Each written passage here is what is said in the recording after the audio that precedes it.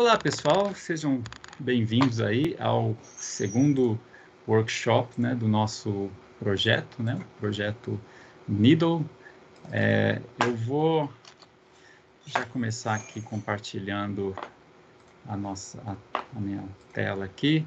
Espero que funcione bem. O Teams tem me deixado muito na mão ultimamente, né, em aulas, inclusive, tá caindo muito, né? Espero que não trave aqui com vocês hoje. Né? Então, essa aqui é a página do nosso projeto, né? Eu creio que todos aqui já devem ter visto, né? Mas qualquer coisa eu estou passando aqui o link também no chat. Sejam todos bem-vindos. Estamos aqui com, né, presença de, dos membros do projeto, obviamente, né? Além disso, temos aqui o professor Gladson, que é o chefe do diretor do Instituto de Ciências Exatas da UNB, né? Quer falar um oizinho, né? Para o pessoal te ver rapidinho? Sim, claro. Obrigado, Muito Theo. obrigado pela boa presença. tarde a todos. Obrigado pelo convite. Parabéns pela organização desse segundo evento, né?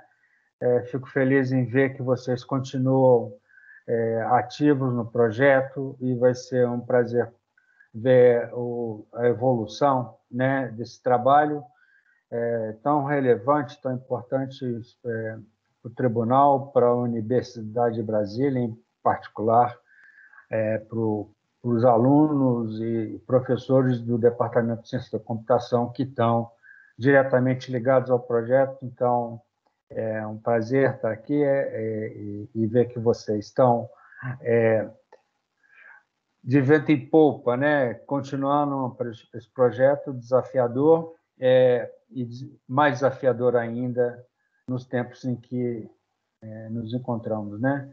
Então, feliz em reencontrá-los e ver que vocês estão ativos e dando continuidade a esse projeto.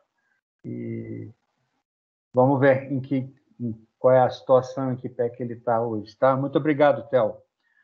Bom evento para todos nós. Obrigado, Gladson. É um prazer te ver aqui. Sua atuação tem sido muito importante, né, dando apoio a essas iniciativas no Instituto todo, né, e essa ligação com a FAPEF, né. O professor Lee, o chefe do Departamento de Ciência da Computação, está aqui também, né, quiser né, também fazer um olá para o pessoal te ver, né. Não sei se a gente não combinou nada disso, né, mas já que está aí, por que não, né?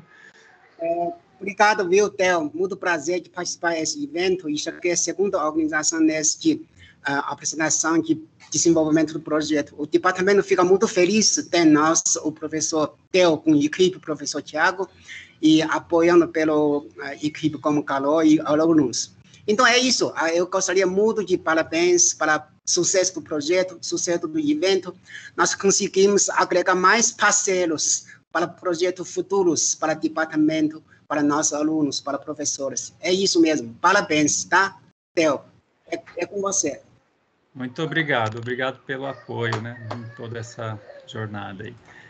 Bom, eu vou voltar a compartilhar minha tela aqui. Então, como eu disse, né, esse é o segundo workshop, né, do projeto Needle. Tem esse nome aqui que veio dessa sigla de Knowledge Extraction from Documents of Legal Contents, né, mas que tem um som parecido com o de needle, sem o K, né, diferente, na verdade, de agulha, né, a ideia de agulha no palheiro, né, tentar achar agulha no palheiro de informação, de dados que temos, né, nas publicações oficiais, né. E nós temos aqui também um apelido com o mesmo som, né, Needle, N-I-D-O, né, navegando por informações do Diário Oficial, com foco no Diário Oficial do Distrito Federal, né. Então, as informações estão aqui, né, a motivação e tal. Essa está aqui a agenda do evento de hoje, né. Bom, vai ter um pequeno atraso aqui, né, mas tá tranquilo.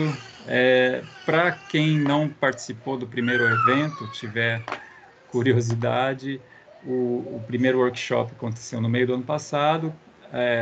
Esse link aqui leva à gravação dele, que está disponível no YouTube. Então, como eu disse, o evento aqui está sendo gravado, né? E o plano é que, posteriormente, nós vamos disponibilizar essa gravação via esse link aqui, né? Bom, se houver alguma objeção ou alguém precisar sugerir algum recorte do vídeo, vocês vão ter alguns dias aí, né, entre agora e a gente fazer upload, né? Highlights, né? Salientar aqui um pouquinho do sucesso nesse segundo semestre do projeto, né? Houve uma publicação aqui no Jurix, né? Que é o 33º International Conference on Legal Knowledge and Information Systems. É um congresso bem antigo, né? E muito conhecido na área de aplicação de sistemas computacionais no geral para problemas jurídicos, né? Foi um evento internacional que, infelizmente, aconteceu por videoconferência, né? Mas ele teria sido na República Tcheca. E o nosso aluno de mestrado, Pedro, teve esse artigo publicado lá, né? Que está disponível aqui. Vocês podem dar uma olhada. E ele vai apresentar esse trabalho aqui no final, né? Mais para o final do evento de hoje. Outro trabalho que foi publicado é esse aqui, o VisNote, né, a Tool for Interactive Visual Exploration and Text Annotation of Government Gazettes, né, que foi executado aqui pela equipe do professor Vinícius, né, e basicamente com, né, o trabalho dos 3 alunos que fazem parte. E ele vai ser apresentado aqui hoje também, né, e ele foi publicado num workshop do CIBGRAP, né, que é uma conferência nacional, mas que tem muita participação internacional, né, e a apresentação, inclusive, foi feita em inglês e assim por diante. Parece que tem uma repetição aqui na página, né, precisamos corrigir. Mas as outras publicações já tinham sido apresentadas, né, e discutidas aqui no primeiro workshop, né, nós já tínhamos mencionado elas aqui anteriormente, né. Voltando aqui à programação. O que eu posso... Bom, highlights de publicação são esses 2, né, que eu mostrei. Mas, em termos de desenvolvimento de ferramentas e software, nós temos avanços no DODF Miner, que foi introduzido no nosso primeiro workshop, e vai ser detalhado daqui a pouquinho pelo Khalil. E tem o VisNote que eu mencionei agora há pouco, né, que foi apresentado, que também é uma ferramenta, né, de visualização de dados extraídos do Diário Oficial. E tem essa ferramenta aqui, que foi um grande foco nesse segundo semestre do projeto, que é o NeedleDat, que é uma ferramenta de anotação de dados, né? Para pegar os dados do Diário Oficial e marcar todas as instâncias de entidades que aparecem lá, para permitir não só avaliar os nossos algoritmos, mas também treinar nossas redes neurais para resolver problemas de mineração dos dados do Diário Oficial de maneira totalmente automática e inteligente, né? Voltando aqui para baixo, né, o relatório apresentado no fim do primeiro semestre está disponível aqui. Deixa eu ver aqui, está disponível aqui, né? Descendo mais um pouco aqui, temos aqui a lista com toda a equipe, né, incluindo alguns membros que já saíram do projeto, né? Vocês veem que tem bastante gente aqui. Alguns participaram nesse período todo de maneira voluntária, né, como os alunos de doutorado aqui, Lindeberg e Patrícia. Bom, houve um período, né, houve um atraso no repasse do fomento da FAPDF, por vários motivos, né, no ano passado. Então, por um grande período, vários desses que estão aqui ficaram, na verdade, sem bolsa ou até, então, afastados do projeto, né, por falta de verba mesmo, né? mas eles estão retornando, né? Isso é o caso dos professores Fabrício e Newton, né? Que eles acabaram não participando muito dessa segunda entrega, né? Só se mantiveram atualizados, né? Mas eles estão retornando com a equipe do time deles, do Campus Gama, da UNB, né? E, bom, além disso, né, houveram alguns atrasos, né? Também, na verdade, quase metade dos bolsistas ficaram sem bolsas por um tempo no ano passado. E outra coisa que aconteceu, né, é que nós tínhamos o plano de comprar todos os equipamentos, né, para usar na pesquisa nesse período agora, mas a ideia era fazer essas aquisições logo no primeiro semestre do projeto, mas isso foi adiado em um ano, né? Nós estamos agora fazendo essas aquisições, né, que vão viabilizar a continuidade e a execução aqui do nosso projeto. Então, por enquanto, no nosso primeiro ano foi executado assim de uma maneira muito contingenciada, né? E contando muito com a infraestrutura dos próprios membros, né? Os próprios alunos, professores, né? Usando os seus próprios computadores, né? Ou algumas vezes usando equipamento emprestado, né, de outros projetos, de outros membros do departamento e tal, né, mas isso vai ser resolvido muito em breve, né, e com isso nós vamos poder retomar o nosso ritmo original, né, e a equipe vai voltar a ser do tamanho planejado originalmente, que a ideia é ter mais de 20 bolsas, né, ao todo nesse projeto, né.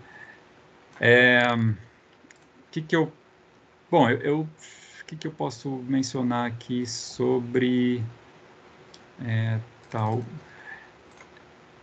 Ainda não está disponível aqui no site, né? Mas só por questão de algumas revisões e de disponibilizar mesmo, né? Mas nós temos aqui escrito o segundo relatório do projeto, né? Que resume todo o progresso que foi atingido, né? Nesse período, no segundo semestre do projeto.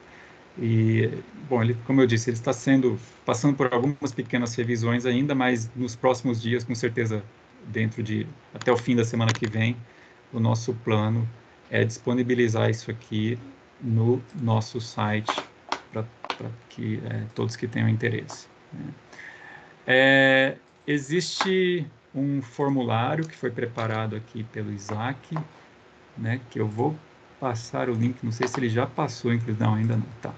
Estou postando o link aqui no chat, pelo Teams, né?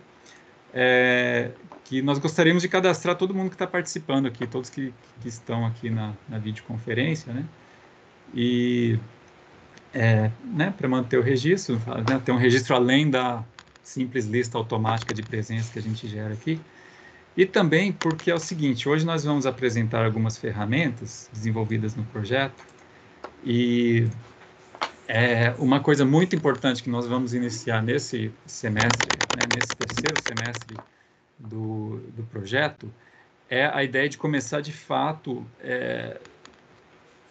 não diria transferência de tecnologia, mas no sentido de verificar o uso mesmo dessas ferramentas entre os interessados, né? No caso, os principais interessados desse projeto, né, que se registraram até então, são os funcionários do Tribunal de Contas do Distrito Federal, né? E então nós, em especial o Marcelo e o Luiz Gustavo, que creio que estão presentes aqui, né? Eles estão oficialmente acompanhando esse projeto, né? E com um papel aí de avaliar nossos resultados, né? Então, sim, Marcelo presente aqui, acompanhando aí o evento. Muito obrigado, hein? Muito obrigado por comparecer. Então, o nosso plano para esse, né, é de estabelecer algumas reuniões, fazendo como se fosse uma tutoria mesmo, né, um tutorial aqui principalmente da primeira ferramenta aqui, para, bom, primeiro tentar ajudar, né, primeiro, ou seja, entregar a ferramenta de fato, né, e também ter uma avaliação real delas, né, no ambiente de trabalho do tribunal. E nesse formulário que nós disponibilizamos aqui, né, eu não estou mostrando que teria que preencher, mas na próxima página tem uma caixinha lá que quem tiver interessado em participar nesses próximos workshops que são específicos de treinamento sobre essa ferramenta, por favor, marque lá que nós vamos contactar vocês quando nós formos agendar esses eventos com o pessoal do tribunal. Então, a ideia é não deixar essa divulgação fechada somente ao tribunal, né? Mas, obviamente, né, eles têm preferência em termos de determinar horários e assim por diante, né? Mas a ideia é que isso seja o mais aberto possível. Tá? Bom, como eu já passei do tempo, né, do meu slot aqui, eu vou daqui a pouquinho já passar a palavra para o Khalil para falar mais sobre essa ferramenta. E, assim, tem outras coisas, de questões de gestão do projeto em si, que a gente poderia discutir e apresentar, né, sobre como está sendo feito e quais são os objetivos e assim por diante, né, que a gente pode discutir quando tiver mais para o fim do evento, né, questão de planejamento e assim por diante. Opa, desculpa, não era esse link que eu queria mostrar aqui. Mas, só para salientar, né, nós usamos aqui, temos aqui, neste link aqui, a estrutura analítica do projeto, que é organizada por release, né? Cada release, cada entrega é um semestre de projeto, né? Então, hoje é o fim, quer dizer, na verdade, dezembro foi o fim da segunda release, e hoje nós estamos finalmente apresentando os resultados dela para vocês, né? E aqui você vê o plano dos próximos semestres, né? Eu vou passar esse link aqui no chat para vocês também. Então, quem tiver curiosidade aqui de navegar e ver o que está planejado, fiquem à vontade, né? E esses pontos que aparecem aqui, eles podem ser discutidos aí ao final do evento. Tudo bem? Bom, vou passar então para o Khalil. Khalil, você está pronto? Olá, pessoal. E nós podemos ter discussões gerais do projeto mais para o final do encontro. Vocês Obrigado, estão me então. ouvindo?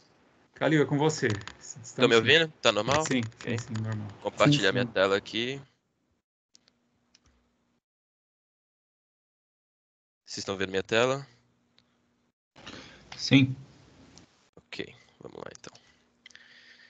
Então, primeiramente, boa tarde a todos. Eu sou o Khalil, eu faço parte da equipe de extração do projeto Needle.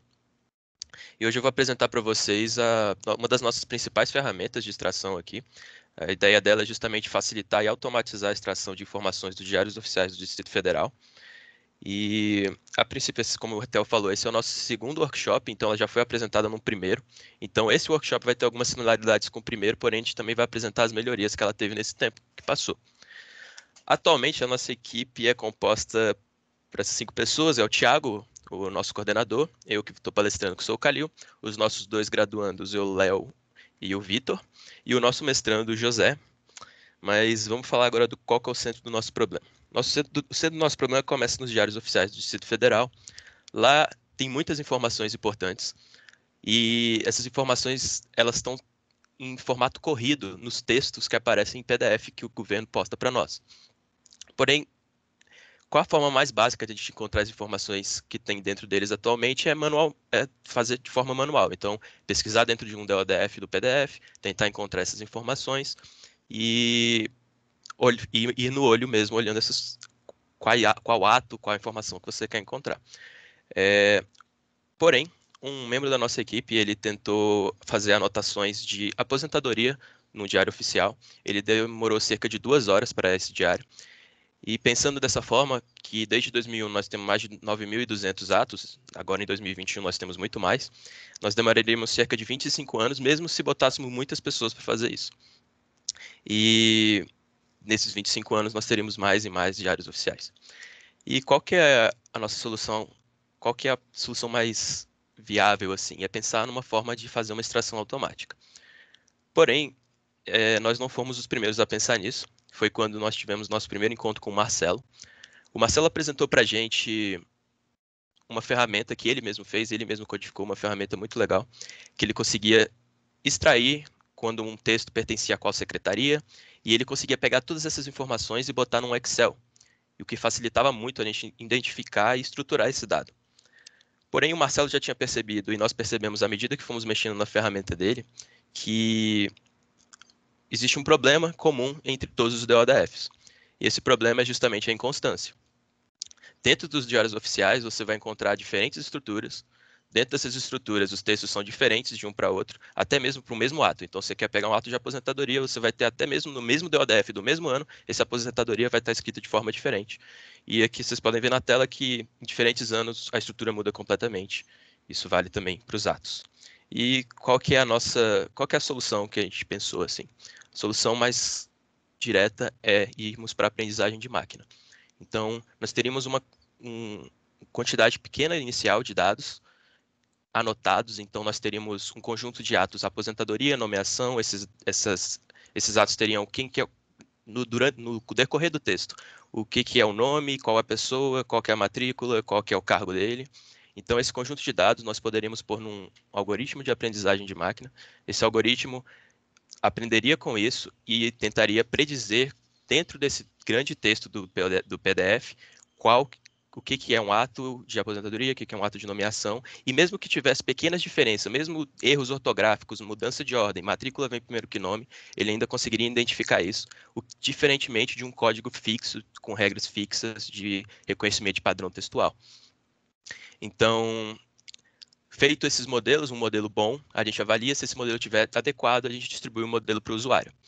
E a parte de distribuir o modelo usuário foi da onde surgiu a ideia de termos a ferramenta DODF Miner.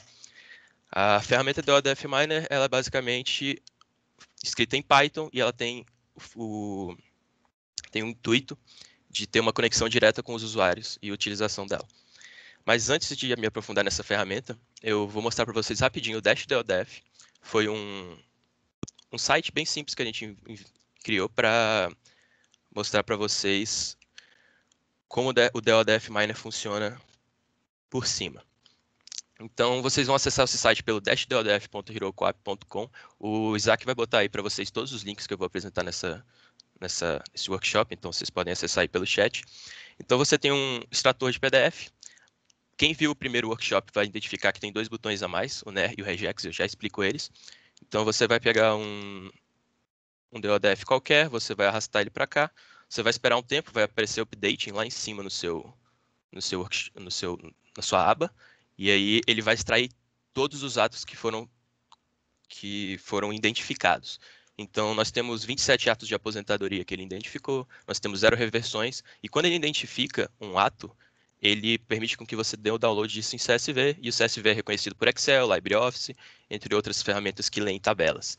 E isso vale para vários outros atos também. Porém, essa extração ela é feita utilizando dados, regras fixas de reconhecimento textual. E agora, no DODF Miner, nós temos também a identificação por modelos de aprendizagem de máquina NER, que é reconhecimento de entidades nomeadas. Então, basta você clicar aqui, você não precisa dar o upload de novo, ele já vai dar o updating de novo lá, vai mostrar, ele vai processar, e aí ele vai alterar qual que é o conteúdo textual. Você dá até para perceber que o conteúdo ficou um pouco mais rico. O DODF Miner atualmente ele tem um modelo de aposentadoria bom. Ele foi também cedido pelo Marcelo. O Marcelo nos deu muitos dados de aposentadoria já anotados. Então, nós conseguimos treinar nossos modelos NER para termos um bom modelo de aposentadoria. E atualmente é o nosso melhor modelo. Voltando para a nossa apresentação agora, vamos aprofundar mais na questão do DODF Miner. Vamos para a estrutura agora do DODF Miner. O DODF Miner é uma grande biblioteca em Python. Ela tem 2 principais módulos. O módulo de download, você baixa os PDF diretamente, e o módulo extract, que é o módulo de extração. Esse módulo de extração ele tem 2 principais módulos, submódulos, né? O pure, que é o puro, e o polido, polished. O puro, ele tem basicamente uma função que é extrair o texto do PDF, ele tem essa função básica. E o módulo polido é responsável por pegar esse texto extraído de forma bruta e utilizar os seus 2 submódulos, que o mais novo atualmente foi implementado, na verdade, semana passada, é o módulo de segmentação. Agora o DODF Miner ele tem capacidade de identificar o segmento de um ato, então ele olha, isso aqui é uma aposentadoria, ele não identifica os campos internos, mas ele só identifica o de segmentação. Isso é muito bom porque a gente às vezes não precisa olhar todo o texto dentro do PDF, a gente simplesmente vai extrair os segmentos e fazer com que a inteligência, o módulo de Atos extraia diretamente desses segmentos. Por enquanto, a segmentação ainda está bem imaturo. Como eu falei, ele foi implementado semana passada, mas já foi posto dentro do DF Miner para melhorar o ciclo de melhorias dele. E o próximo módulo, talvez o mais importante até agora, é o módulo de Atos. Ele tem duas formas de extrair, como eu mostrei no Dash DODF, o módulo que utiliza a aprendizagem de máquina, que usa NER, e o módulo que usa regex, que é esse asterisco com ponto. E o DODF Miner ele permite 3 tipos de saída por enquanto, que é TXT, CSV, que vocês viram no Dash DODF, e atualmente nós temos uma adição a ele, que é a saída em XML. E o que seria essa saída em XML? É basicamente a estrutura de CSV, só que em XML. O que isso adiciona? O XML ele permitiu com que o DODF Miner tivesse comunicação direta com ferramentas de anotação.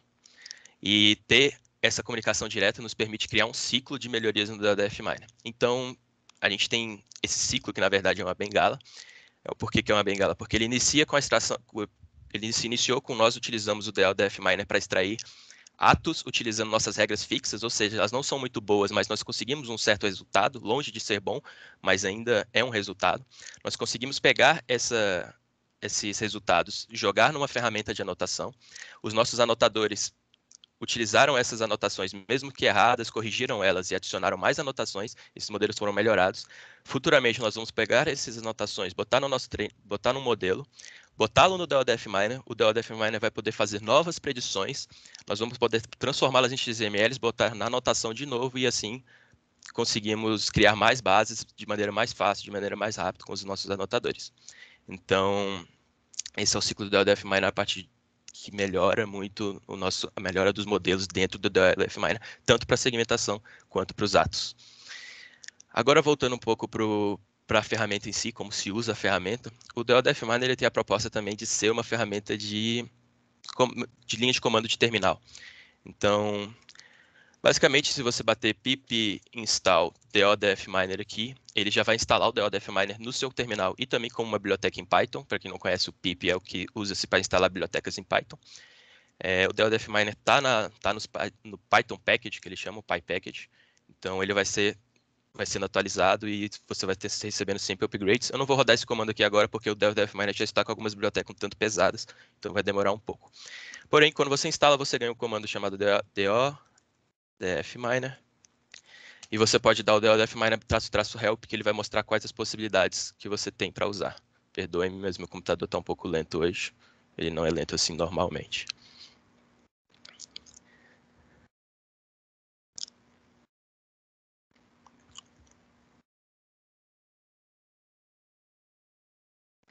Tá. Aí apareceu o help. É basicamente o comando que demonstra quais são os submódulos que você tem para usar, que no caso é o downloader e o extract. Se você bater aqui DODF Miner extract help, você também consegue ver quais são as possibilidades de comandos para o módulo de extração, ou mesmo vale para o downloads. Vou demonstrar aqui rapidamente para vocês como é que a gente faz para extrair atos pela linha de comando. Então, eu quero usar o módulo extract, eu vou passar o argumento -i. O -i representa que ele vai olhar todos os PDFs dentro de uma pasta que eu passei para ele, que no caso é a minha pasta raiz, eu estou na pasta 2019, onde tem vários PDFs, DODFs do mês de setembro. E eu quero extrair um ato, isso é -a. Vou botar, eu quero extrair aposentadoria e nomeação. Está escrito correto. Então, se eu bater o Enter, ele vai olhar, vai começar a transformar todos os PDFs em TXT. Esses TXTs futuramente vão ser analisados pelo módulo de atos e ele vai criar um CSV para aposentadoria e um CSV para nomeação a partir de todos esses PDFs numa pasta só. Então, vamos só esperar terminar.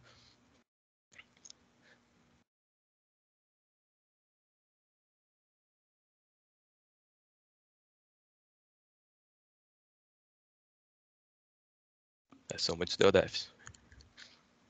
Eu achei que eu tinha reduzido um pouco a carga deles. Mas já vai terminar.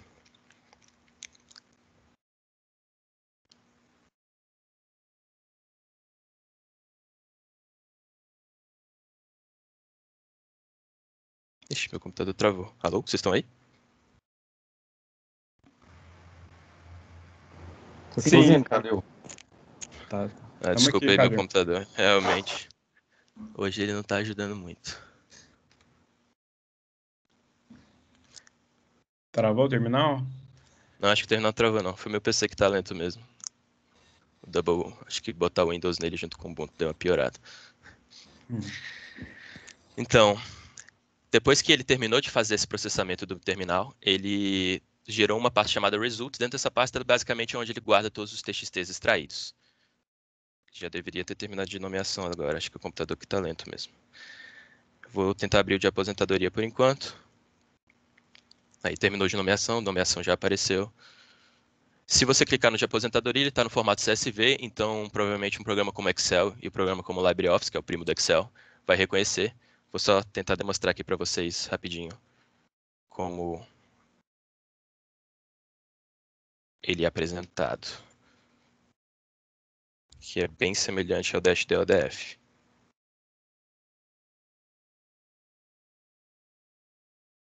Oh, deu um erro aqui no Teams. Ó. Tá, eu vou continuar a apresentação, depois ele abre isso. Mas o DLDF Miner ele não se propõe somente a ser uma linha de comando, mas também como ser uma biblioteca. E agora travou o slide também.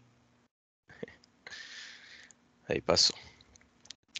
O DLDF Miner, ele também é uma biblioteca, ele também pode ser instalado por via pip, e para isso a gente criou um notebook, que é basicamente um conjunto de comandos Python que você pode usar.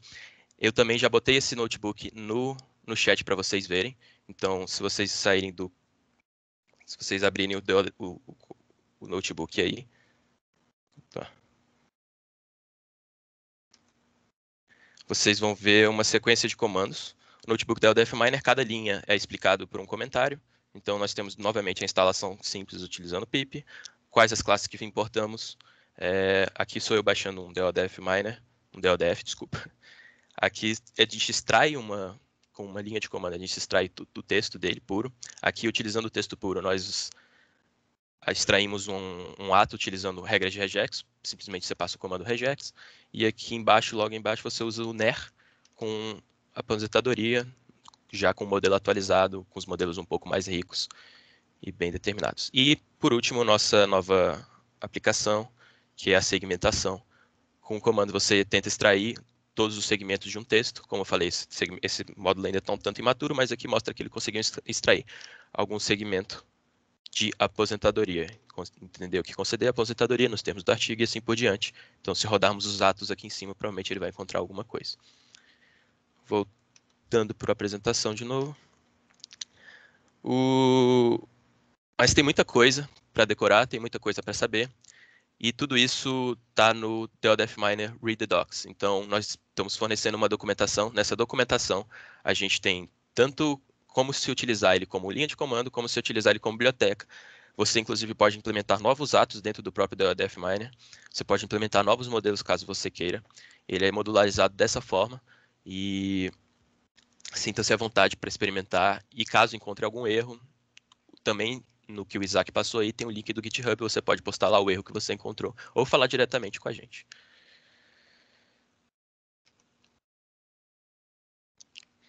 E é isso, pessoal. Muito obrigado. Qualquer dúvida, a gente vai passar para a parte de perguntas agora. Se vocês não tiverem dúvidas agora, vocês podem mandar um e-mail para mim, o Kalil, ou para o meu coordenador, o professor Tiago, ou para o e-mail do Needle, o Ask Needle. E vamos para a parte de perguntas agora e obrigado por terem me ouvido. Tá, obrigado, Kalil. Então vamos para as dúvidas. Se alguém tiver dúvida, temos 10 minutos aqui para cumprir a programação, para responder dúvidas. Tem a opção de escrever no chat, pode levantar a mãozinha também para responder. Eu acho que levantar a mãozinha é mais adequado. Opa! O Marcelo. Tudo bem, Marcelo? Tudo bom, pessoal? Não, primeiro, parabenizar aí, né? Parece que já houve alguns avanços em relação à última versão do DLDF Miner, né? Apresentado no último workshop. E aí, mais em relação a isso, que eu gostaria, né? Seria bem uma dúvida, mas assim, mais em relação aos avanços mesmo dessa nova versão, porque eu acho que a versão antiga, eu acho que ela estava mais baseada no regex, agora ela ganhou um outro elemento aí da linguagem NER, né, pela busca. Eu gostaria de saber um pouco mais assim sobre essa evolução da ferramenta. Vou falar rapidinho. Qualquer coisa, os outros membros da equipe também podem complementar se eles acharem necessário. Como vocês tinham falado, Marcelo, antigamente tínhamos somente o ASATs reconhecidos pelos regex. Agora nós temos a outra implementação do NER. E estamos passando por uma fase agora no projeto, que é a fase de anotação. Então, nossa equipe está anotando vários... Da mesma maneira que você entregou os dados de aposentadoria para a gente está fazendo isso com todos os outros atos. Os atos que você entregou de aposentadoria para a gente foi o que o José usou para treinar o modelo NER. Então, esse modelo, ele mostrou resultados muito melhores que o regex. O único porém aqui é que a gente não sabe se a gente pode exatamente comparar e falar, tá, isso aqui tá bom, porque justamente a gente precisa dessa base que estamos fazendo agora. Mas eu já posso dizer que está implementado e está funcionando. Então ele vai ser sempre atualizado diretamente na biblioteca e quando aparecer a release lá a gente vai avisar o modelo atualizado. Eu acho que é isso que eu posso dizer. Marcelo, usando o NER a gente consegue 90% de acurácia, né, em cima dos dados que você passou. Então, assim, ele encontra muito fácil as entidades e também está implementando segmentação, que é passa o texto inteiro, né, passa o documento todo, aí a gente pega só um segmento, só o ato em si. Aí depois, com o ato, a gente procura as entidades, né, encontrar o nome, a matrícula, né, o órgão. Mas agora está usando o NER e classificação, né, para segmentar. E dá melhor. O custo é rotular, né? Sim. Isso toma tempo. Certo, entendi. Aí a grande dificuldade está nessa questão de rotular os dados. A base de dados não foi suficiente, assim, precisa de mais dados em relação a isso, que seria essa necessidade de rotular, como que funciona. É porque o que você passou foi a aposentadoria. Aí, para todos os outros atos, a gente também precisa de rótulo, né? Então, o que foi feito foi com a aposentadoria, foi o que você passou, mas precisa também dos outros, né? Dos outros atos. Uhum. Eu não sei se essa é a sua dúvida também, Marcelo, mas eu acho que talvez você esteja querendo perguntar se a gente já posso pegar e usar a aposentadoria e garantir que vai funcionar. Eu acho que talvez seria bom esperar esses dados que o professor falou terminarem de anotar, porque a gente vai ter uma base ouro, a gente vai poder dizer se realmente o modelo que a gente fez com seus dados está suficiente.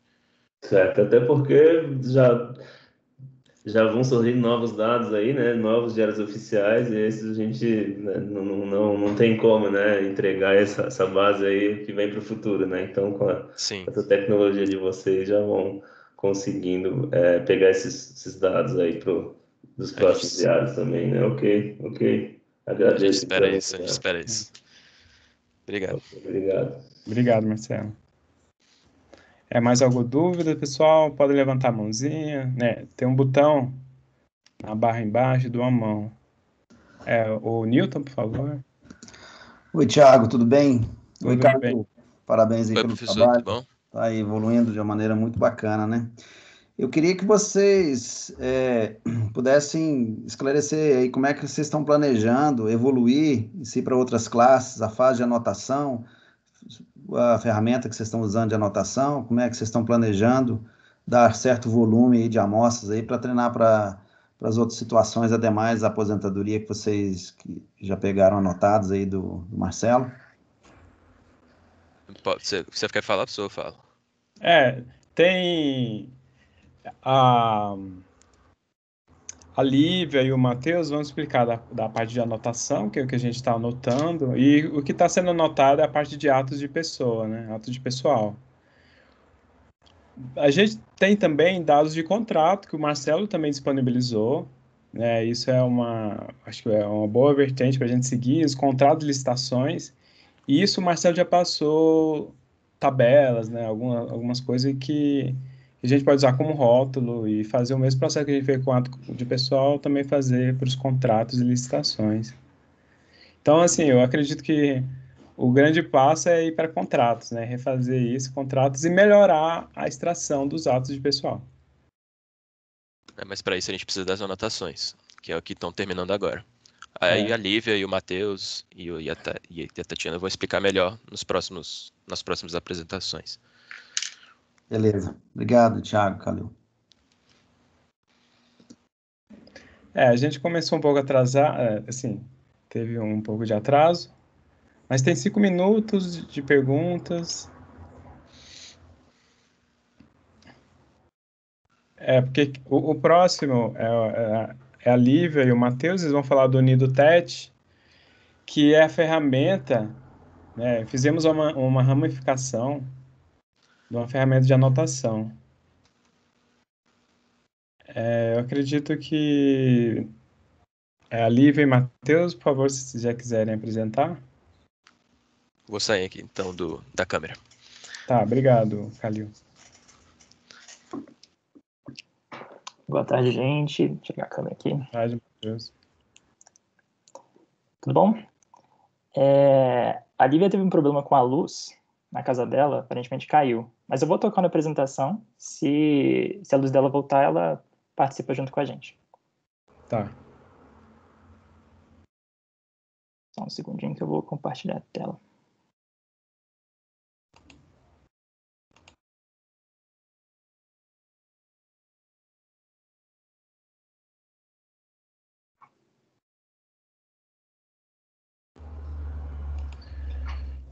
Vocês conseguem ver na tela, gente?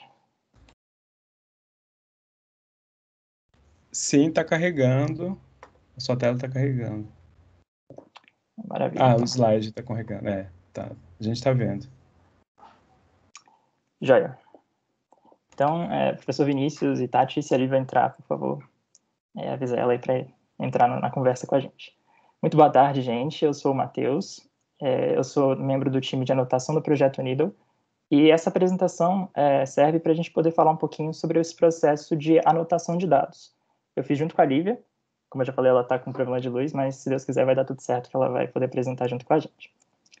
Então, qual a motivação para essa tarefa, né? O Calil mostrou para vocês dados que parecem muito desanimadores, né? Mais de 9.000 diários oficiais, 2 horas para anotar um ato inteiro. Realmente uma tarefa bastante custosa, mas é uma tarefa que é necessária para quê? Número 1, para a gente poder validar os resultados obtidos pelo DLDF Miner, que o Calil mostrou para a gente agora, e fornecer insumos de pesquisa ao grupo.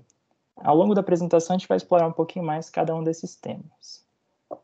Para que a gente consiga atingir esses objetivos, a gente precisa de uma base de dados, mas não é uma base de dados qualquer. É uma base de dados que é dita padrão ouro. Vocês estão vendo aqui que está até douradinho o nome. Qual a característica de uma base padrão ouro? Ela se caracteriza por trazer confiabilidade dos dados gerados. Então, a palavra-chave para padrão ouro é essa, confiança. A ideia é que você tenha um conjunto de dados que seja confiável para treinar e validar algoritmos de inteligência artificial no geral, né?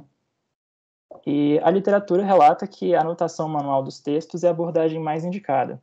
Então, existem abordagens semi-supervisionadas para fazer anotação, mas para padrão ouro, é importante que você tenha literalmente um ser humano verificando se esses dados estão anotados, rotulados da maneira correta, para que aí sim você tenha confiança para poder dizer que os seus algoritmos estão performando corretamente, né? Estão te entregando resultados que são confiáveis. Então, a carinha dos dados de origem, né? A gente usa os dados do DLDF, da seção 2, como o professor Thiago falou, de pessoal, né? As diferentes edições que foram usadas durante o processo de anotação, estão sendo usadas até hoje, foram selecionadas usando um cálculo amostral. O Calil mostrou, né? Mais de 9.200 atos até hoje, e todos os dias tem mais. Como é que a gente consegue garantir, ou pelo menos garantir com um certo nível de confiança, de que as informações que a gente está pegando são representativas, né? A gente precisa de uma amostra, e essa amostra foi elaborada nesse link que está aqui abaixo. O Isaac vai colocar no chat para vocês também. Se vocês quiserem ter mais detalhes, foi elaborado pelo nosso colega Leonardo Maffei, aqui da equipe. Então, os DLDFs, eles têm atos de pessoal, que a gente está usando, e o DLDF Miner, como foi mostrado na apresentação anterior, ele já fornece algumas entidades rotuladas. Isso era principalmente pelo módulo anterior de regex, com regras. Por exemplo, aqui ele identificou para a gente um nome, um símbolo, um órgão, hierarquia de lotação. Então, esse tipo de informação ajuda no esforço de anotação, porque a ideia é que a gente categorize cada negocinho desse em um rótulo e é manual, né? A gente vai marcando com o mouse ou com o teclado, vou mostrar mais à frente. E uma vez que a gente já tem esses dados, e muitos desses dados vêm corretos, a gente diminui esse tempo e o tempo da tarefa como um todo. Mas como assim insumos de pesquisa, né? Eu falei de um jeito um pouco mais vago no outro slide. Por exemplo, aqui são alguns exemplos de tarefas de PLN, de processamento de linguagem natural, que podem ser feitas usando essa base que a gente está criando. A primeira de todas, reconhecimento de entidade nomeada. A gente já tem um módulo no DLDF Miner, que começou há pouco tempo, né? O Zé Rinaldo implementou. E o que é reconhecimento de entidade nomeada, né? Dado um texto, por exemplo, esse span de texto aqui de exemplo, vocês estão vendo que está coloridinho, né? Tem um verde um pouco mais claro, um meio alaranjado marrom, meio tom de uva aqui. Cada um desses pedacinhos coloridos representa uma classe. Ou seja, Secretaria de Estado de Segurança Pública do DF é uma entidade do tipo órgão. Então, a ideia é que você tenha uma base de dados com vários exemplos desse, aqui para órgão, aqui para nome, aqui para... isso aqui é fundamento legal. Então, com base em todos esses exemplos, a gente vai conseguir driblar possíveis variações de escrita que acontecem, né? São diferentes pessoas que escrevem os atos e diferentes pessoas podem escrever de maneira distinta. Mas como é que a gente vai garantir com uma regra pegar todas essas idiosincrasias de cada pessoa?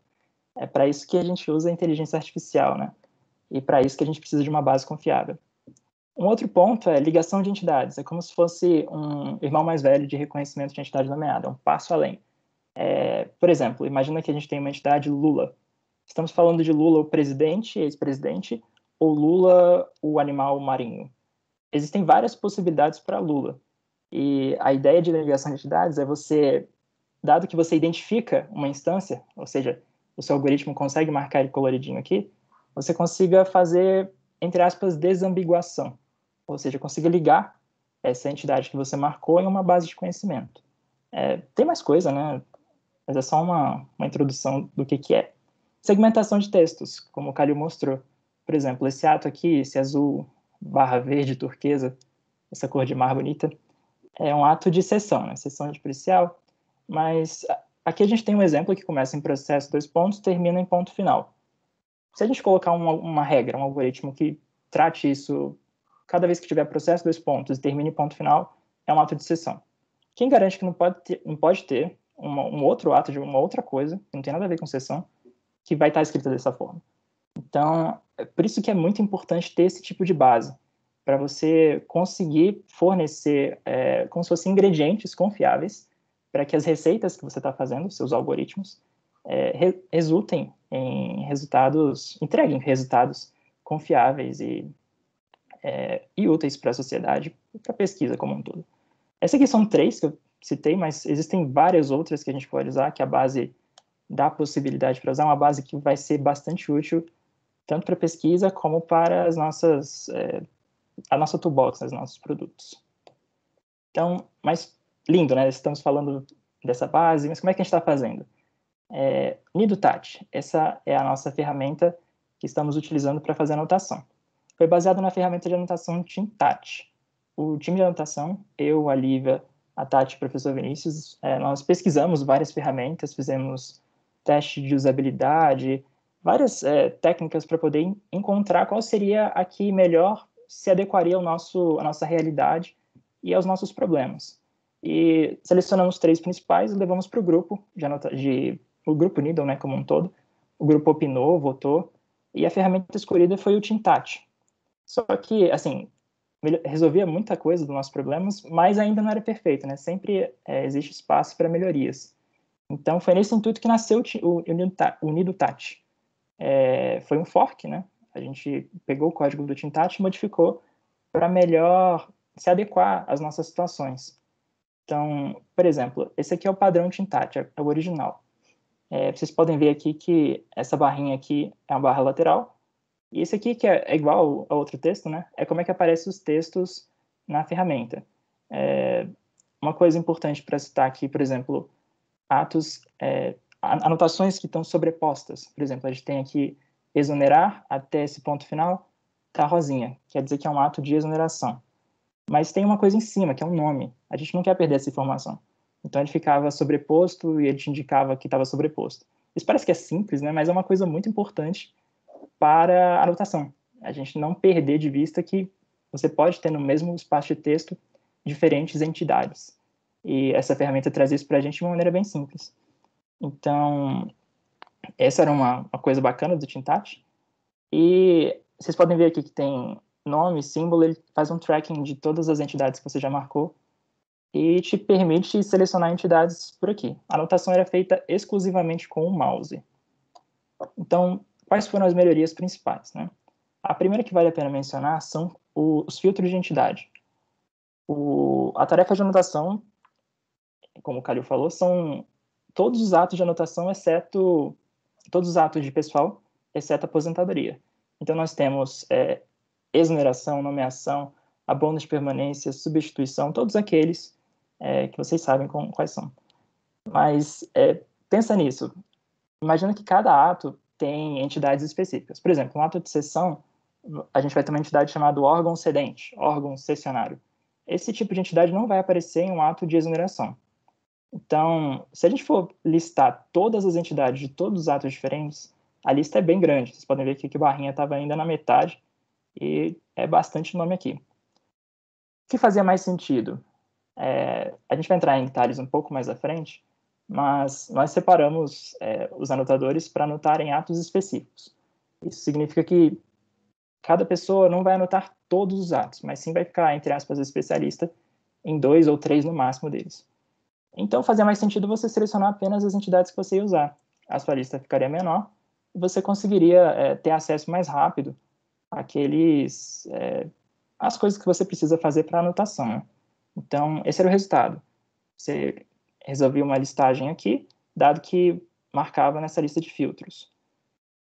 A segunda melhoria importantíssima, foram os atalhos de teclado.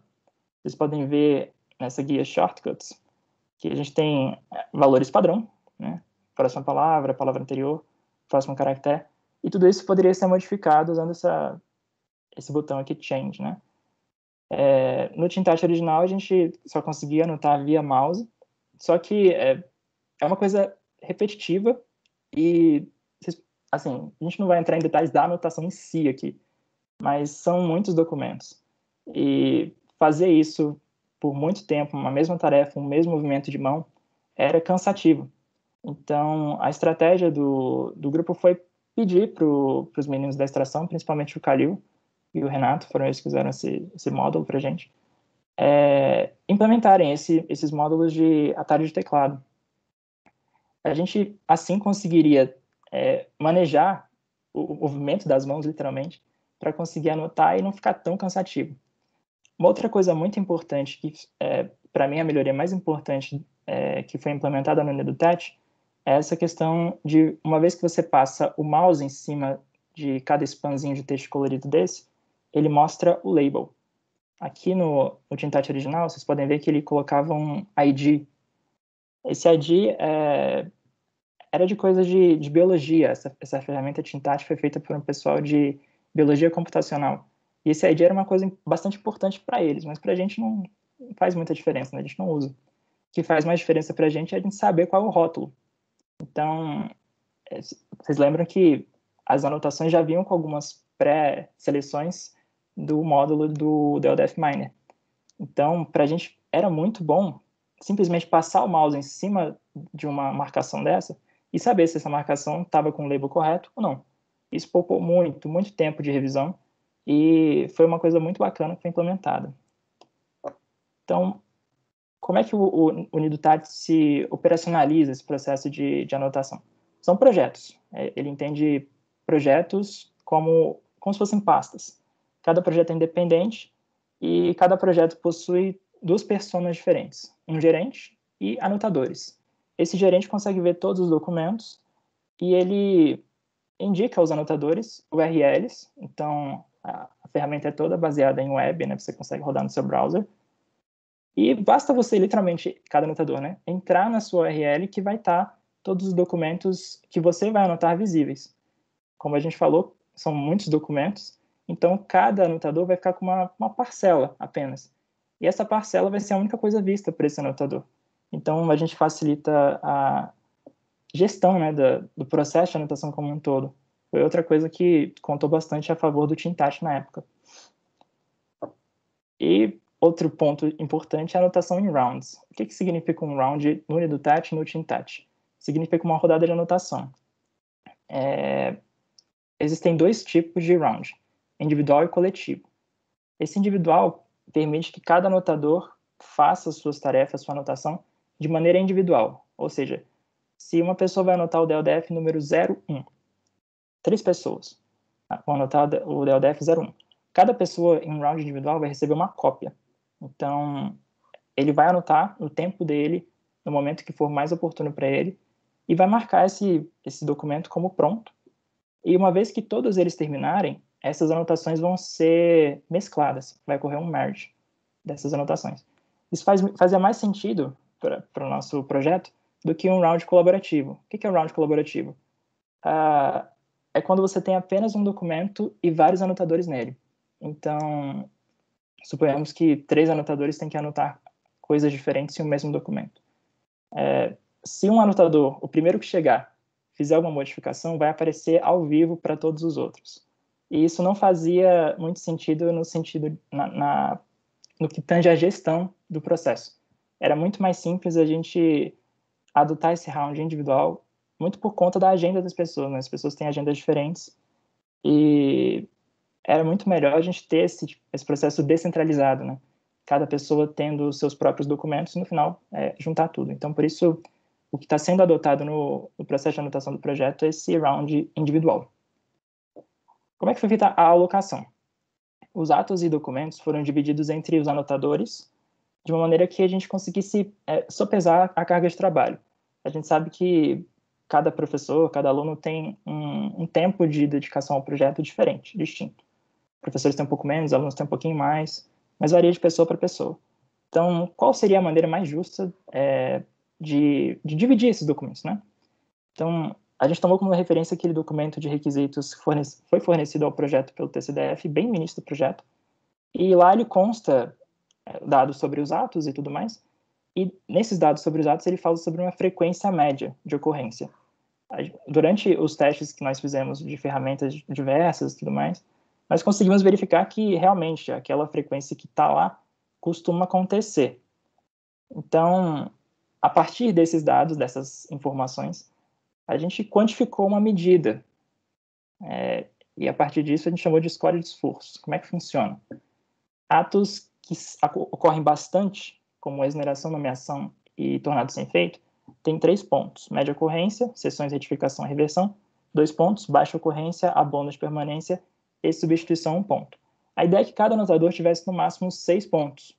Então, por exemplo, eu, Matheus, teria anotado exoneração e nomeação apenas. Os outros atos eu não preciso me preocupar. Como o round é individual, eu vou receber uma cópia e vou anotar apenas esses 2. O resto do DLDF vai ser dividido entre outras pessoas que vão receber cada uma a sua cópia. No final, todo mundo vai anotar todos os atos em todos os documentos e todas essas informações vão ser mescladas e a gente vai ter o resultado final do DLDF anotado com todos os atos que a gente precisa. Vale lembrar que esse score aqui, assim, é a medida mais justa que nós conseguimos chegar, mas não é perfeita. Por quê? Existem casos que não dá para prever. Casos de, por exemplo, documentos de substituição, atos de substituição. Ocorre pouco, mas existem alguns que você tem muitos. Então, esse tipo de superocorrência ou ocorrência de muitas instâncias de um mesmo ato, que em tese ocorre pouco, pode acontecer, aconteceu algumas vezes nos nossos primeiros batches, e, enfim, é uma coisa que não dá para prever, mas foi o melhor que a gente conseguiu, dadas as informações que a gente tinha. Como é que funciona a anotação em si? Essa imagem aqui, vocês já estão carecas de saber, né? Existem entidades, atos e relações. Entidades são esses coloridinhos. Luiz Carlos Silva é um nome, matrícula é uma entidade do tipo matrícula, isso aqui é uma entidade do tipo cargo efetivo, isso aqui é cargo comissionado, data. Então, são entidades, literalmente rótulos para o texto, né? Os atos são os atos como um todo. Começa, por exemplo, isso aqui é um ato de substituição, né? Designar até o ponto final. Isso aqui é literalmente muito útil para a segmentação de texto. E as relações. Por exemplo, Luiz Carlos, ele tem essa matrícula. Se a gente anotasse apenas os atos, apenas essas duas coisas, atos e entidades, nós teríamos um grande conjunto de texto, mas a gente não saberia dizer de qual matrícula, qual nome está ligado com qual matrícula. Então, por exemplo, se a gente não anotasse uma relação, nós não saberíamos dizer que essa matrícula 92 aqui está ligada ao Luiz Carlos. Por que isso é importante? Muito pensando em aplicações, né, de inteligência artificial. Ligação de entidades, a gente vai usar para poder desambiguar alguma coisa, então a gente precisa da informação de contexto. Se a gente não tivesse essa relação, ou seja, essa relação é basicamente amarrar as entidades em um potinho. Então, dado que você tenha designar, Luiz Carlos, várias coisas anotadas nesse período de texto, todas elas estão relacionadas, todas elas estão falando de uma mesma informação, que é a substituição do Luiz Carlos do Osvan pelo Luiz Carlos. E a relação permite que a gente capture essa informação de contexto. E é assim que funciona o NidoTAT. Como é que é a saída? Os scripts que saem são XMLs. Na verdade, os arquivos que saem são XMLs, né? A entrada também é um XML, e já existem alguns scripts de pós-processamento que foram implementados. O resultado é um CSV com atos, uma tabelona, né, com vários atos e todas as suas entidades. Os arquivos resultantes eles são úteis para tarefas de pesquisa que o grupo como um todo faz, e também são subsídios para outras ferramentas da nossa toolbox, como o DLDF Miner, né, inclui um outro módulo daquele lá, o que o Calil mostrou para a gente, sobre reconhecimento de entidade nomeada para diferentes outras entidades, ou segmentação de texto para todos os outros tipos de ato, são possibilidades. E também para outras estratégias bem legais, como o VisNote, que a Tatiana vai apresentar em seguida, e eu não vou dar spoiler para vocês. Então, em suma, o que é o processo de anotação? Por que ele é importante? O processo de anotação gera uma base de dados confiável. Essa é a palavra mais importante dessa tarefa, confiabilidade. Os dados de entrada, eles vêm do DLDF, mais especificamente da seção 2 de pessoal. A anotação é feita no NidoTAT, que foi feita pela equipe, construída a partir do TeamTAT. Os documentos a serem anotados foram divididos pensando na carga de trabalho dos membros. Por isso, a gente criou aquele score de esforço. E os arquivos resultantes são bastante úteis, tanto para os produtos, mas principalmente para a pesquisa, né? Então, esse resultado desse trabalho que a gente está fazendo vai ser muito, muito útil. E até onde eu sei, a base vai ser pública e vai ser muito bacana. E é isso, minha gente. Muitíssimo obrigado. Tá bom, obrigado, Matheus. Então vamos para uns 10 minutos aqui para as dúvidas.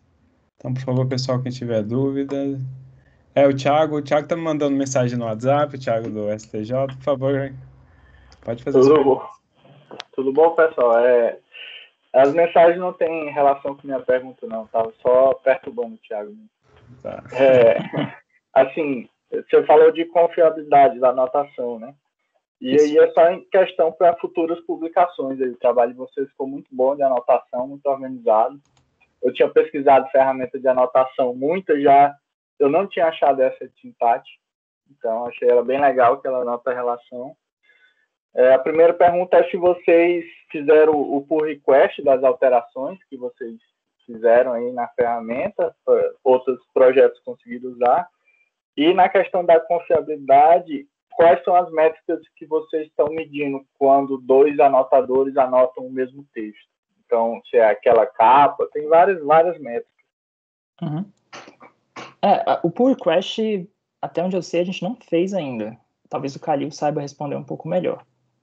Em relação às métricas de confiabilidade, aqui o TeamTet implementa, eu acho que é o Kappa, salvo engano. Mas a gente estava pensando também em usar Crispendorf. Mas é uma coisa que a gente está pensando ainda em como calcular para ter essa... A gente tem a intenção de publicar, né? De fazer um trabalho sobre esse processo de anotação. E, salvo engano, são Kappa, Crispendorf e Floyd. São essas 3 que a gente quer usar. Legal, era só isso mesmo. Tá, obrigado.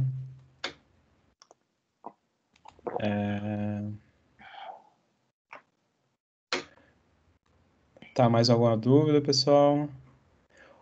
Né, o Kalil, ele alterou o TeamTet e a gente teve muito trabalho aqui para anotar, né?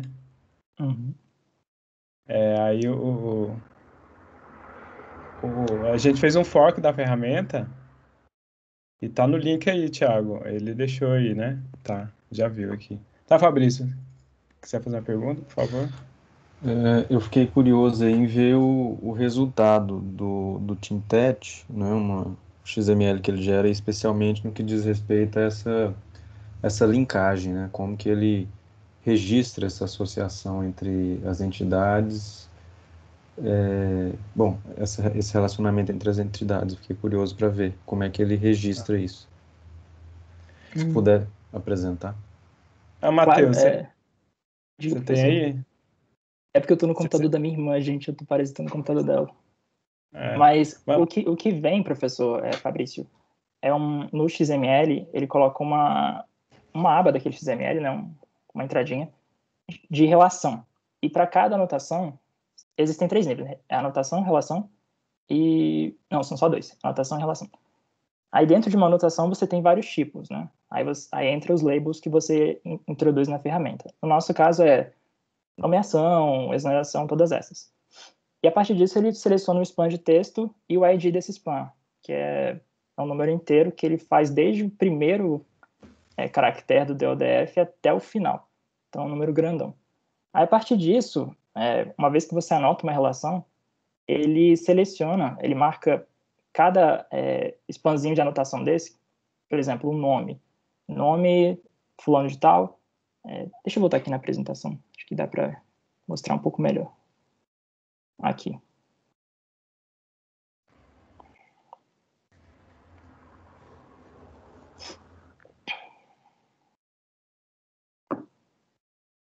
Aqui. A partir da palavra designar, ele vai ter um número inteiro que vai identificar aonde que esse pedacinho de texto começa. Então, de designar até o ponto final, vai ser uma anotação do tipo ato-substituição. Só que dentro desse ato a gente vai ter outras anotações, né? Luiz Carlos. Aí, Luiz também vai ser uma palavra que vai ter um identificador único. De Luiz até Oliveira, aí isso aqui vai ser um span que vai ser marcado do tipo nome. Aí quando você marca uma relação, tá vendo aqui que é R24. Ele coloca um identificador único para cada relação e ele seleciona os labels e esses spans de texto. Então é como se ele identificasse qual é o local em que as entidades estão marcadas e que essas entidades fazem parte de um mesmo pacote, entre aspas. Matheus. É o mesmo predicado? Diga, a Carol. Tati pode mostrar aí no XML. Ah, você tem aí, Tati? Então, maravilha. É que eu não tô vendo o chat, gente. Desculpa. Não, tranquilo, eu vou compartilhar minha tela então rapidinho para mostrar o XML.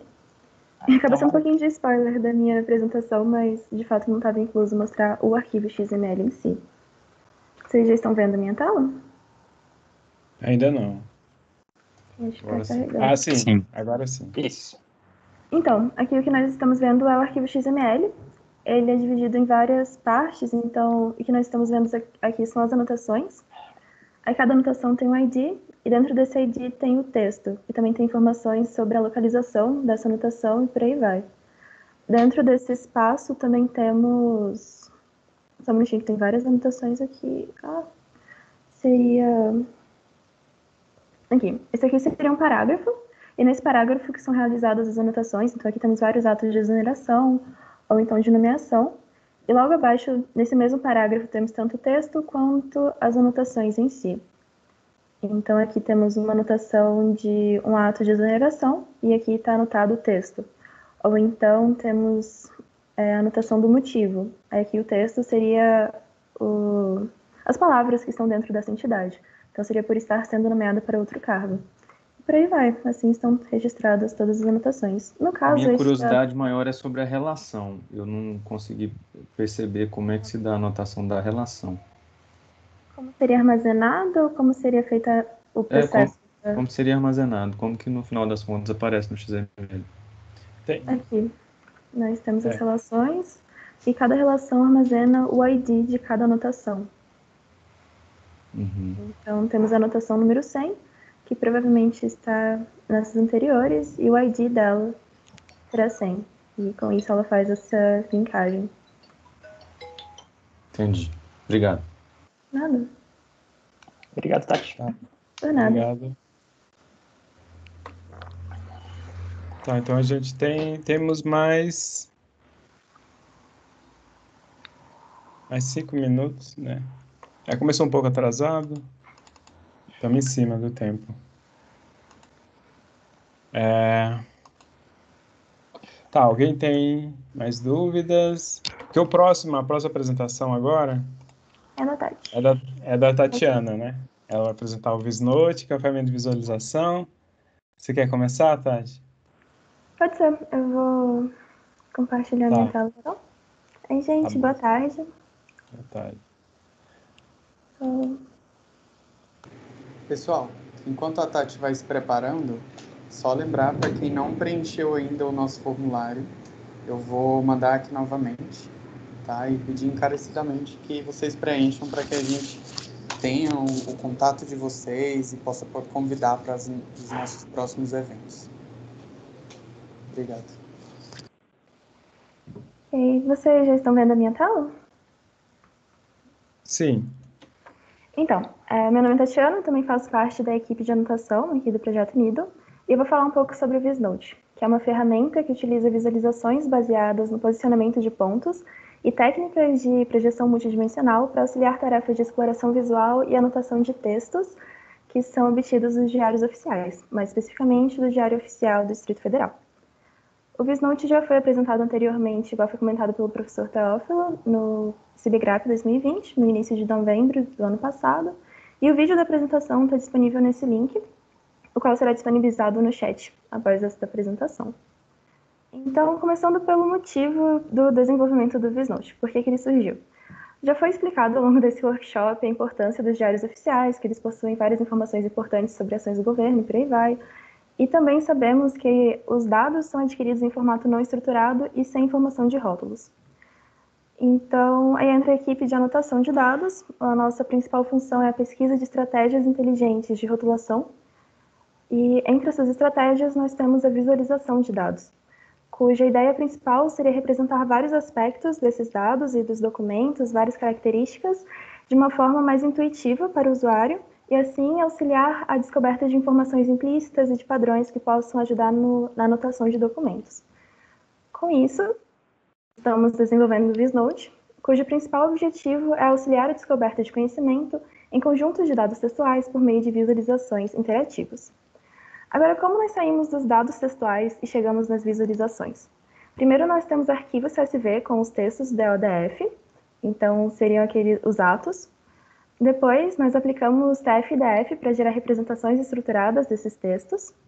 E nessas representações, nós aplicamos a projeção multidimensional para diminuir essa representação para um espaço bidimensional. Então, seria como se tivéssemos várias colunas com as características de uma instância do conjunto de dados, e nós reduzimos essas colunas para um espaço bidimensional, que seriam duas colunas X e Y, que são as utilizadas para gerar os layouts.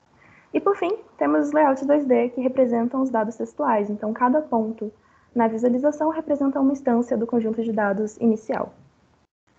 Então... Ok. Devido às visualizações baseadas no posicionamento de pontos, o usuário pode aproveitar a posição relativa deles e as suas cores também, tendo em vista alguns conceitos de percepção visual, como as leis de proximidade e similaridade. De acordo com a lei de proximidade, dois pontos que estão perto visualmente no espaço visual, o usuário já infere que eles representam dados que no conjunto de dados também são semelhantes.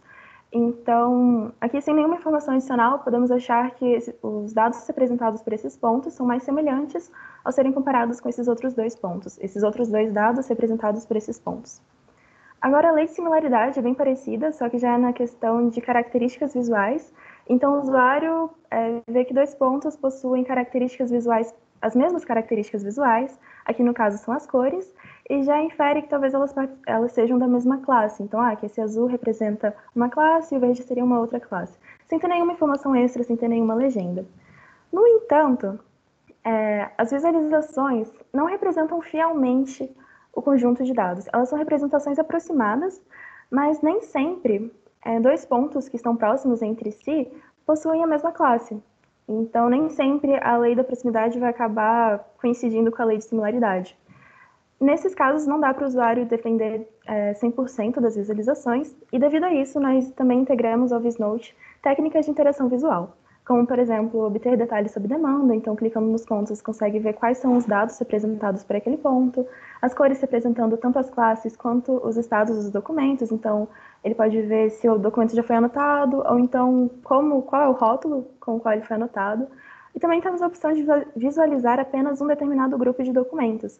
Então, se o usuário só está interessado nos atos de nomeação, não tem necessidade dele ver os outros atos ao mesmo tempo. Isso pode acabar distraindo e desfocando da atividade principal.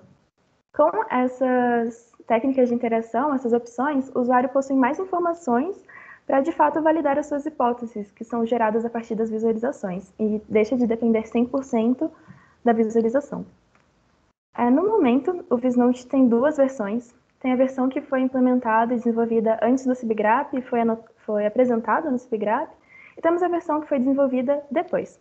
E qual seria a diferença entre essas duas? O objetivo da primeira versão é explorar visualmente determinados conjuntos de textos que já existiam. Então, nessa época ainda não tínhamos dados anotados pela equipe, e a partir dessa exploração visual, identificar padrões e registrá-los através das anotações. Os conjuntos de dados que utilizamos possuíam, o conteúdo deles, os textos, eram semelhantes aos atos presentes no Diário Oficial do Distrito Federal.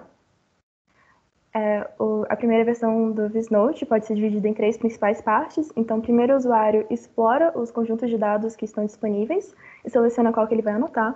Na segunda parte, ele faz a anotação utilizando aquelas técnicas de interação, tendo mais informações e por aí vai. E por último, ele pode optar por salvar essas anotações em um arquivo CSV, voltar para a parte de anotação, ou então voltar para a parte de exploração e selecionar um outro conjunto de dados a ser anotado. A primeira versão do VisNote está disponível nesse link, visnote.ferucap.com, que será disponibilizado ao final dessa apresentação, lá no chat. E uma demonstração mais detalhada de como ele funciona foi apresentada no CIBGRAPH. E, de novo, temos aí o link para a apresentação.